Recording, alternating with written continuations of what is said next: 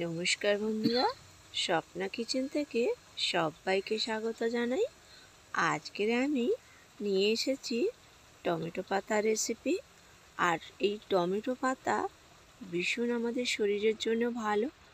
আর এমনিতে এত সবুজ, মানে এটা খাওয়াটা ভীষণ ভালো। এমনি শাকপাতি খুব খাওয়া ভালো, তার মধ্যে এটাও ভীষণ ভালো খাওয়া। তো এখানে পুরো ভিডিওটি দেখার অনুরোধ রইল বন্ধুরা। আর আমি টমেটো পাতাগুলো জাস্ট ছড়ে নেব ডাল থেকে।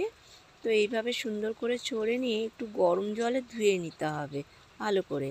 নিয়ে এদিকে ফ্রাই প্যানে আমি অল্প জল দিয়েছি স্বাদ মতন নুন দিয়ে ভালো করে এটা একটু সেদ্ধ করে নেব।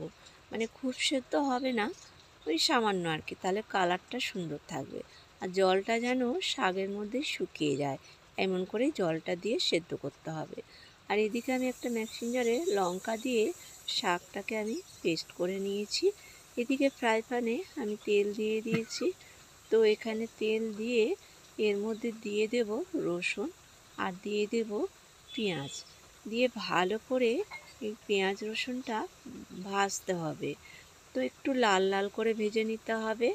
তো এখানে লাল করে না ভাজলে শাকের পেস্টটা দিলে তাহলে আর পেঁয়াজ ভাজা হবে না। আর এখানে দিয়ে দিলাম ফ্রাই প্যানের মাঝখানটা ফাঁকা করে একটু ডিম দিয়ে দিলাম একটা, আর দিয়ে দিলাম সামান্য নুন, দিয়ে ভালো করে এটা ভেজে নিতে হবে। এরপরে যে পাতাটা আমি বেটে রেখেছিলাম সেই পাতাটা আমি এর মধ্যে দিয়ে দিয়েছি, দিয়ে এটা আঁচ বাড়িয়েই ভাজতে হবে। আর এটা খেতে না বন্ধুরা ভীষণ সুন্দর হয়েছিল। তো এই ভিডিওটা দেখে আপনারা চাইলে একবার বানিয়ে খেয়ে দেখতে পারেন, ভালো লাগবে।